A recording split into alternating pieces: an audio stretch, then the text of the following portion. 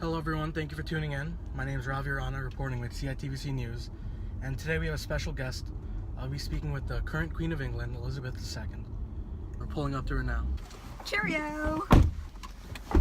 How are you doing today? I'm good, how are you? I'm doing great. So you got your bodyguard in the back too? Yes, I do. Introduce yourself, Salvatore.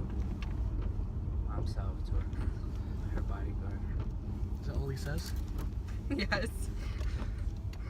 So introduce yourself a little bit.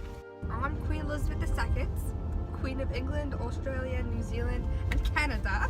And I've been ruling the countries for 65 years on the 6th of February of this year. That's a long time.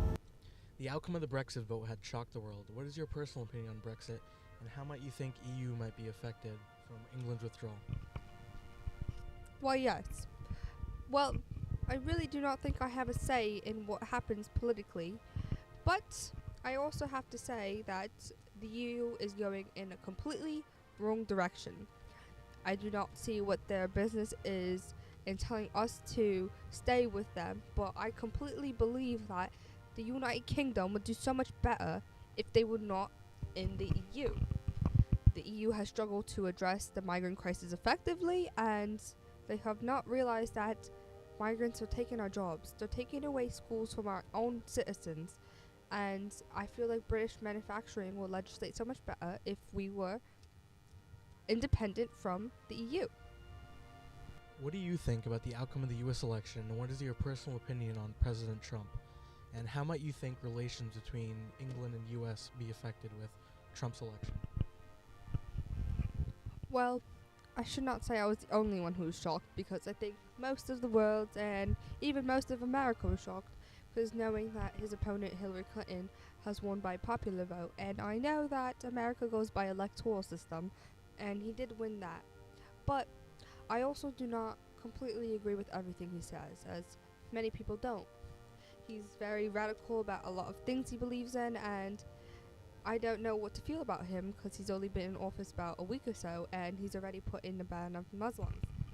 But I also know that Theresa May, our Prime Minister, had a conference with Mr. Trump regarding the Muslim ban, and she also discussed how she does not agree with him, and I am very happy she represented the UK as accurately as she did, because we do not agree with segregating and discriminating groups of people in this day and age, and it's very unconstitutional, especially to the American people.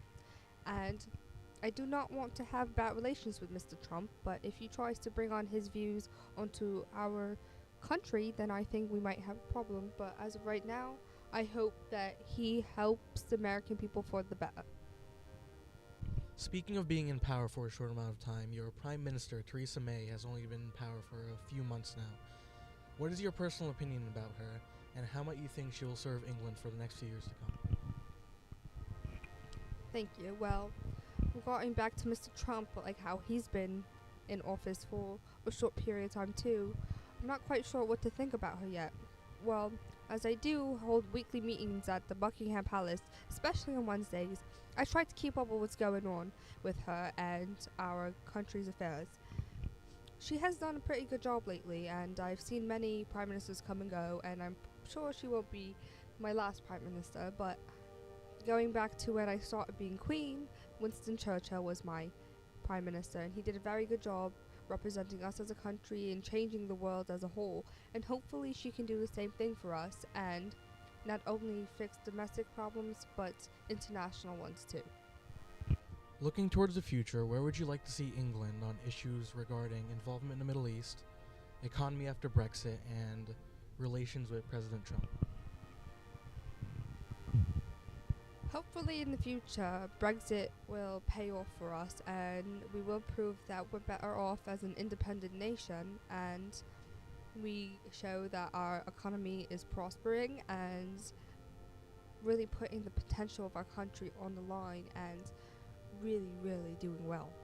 Also, obviously ISIS is a big problem around the world, and hopefully we can join hands with the United States and Mr. Trump on defeating them, and also learning that people who live around the people of ISIS, that they can come here and be safe too, because they do not deserve the cruelty and inhumane punishment that they're facing due to ISIS.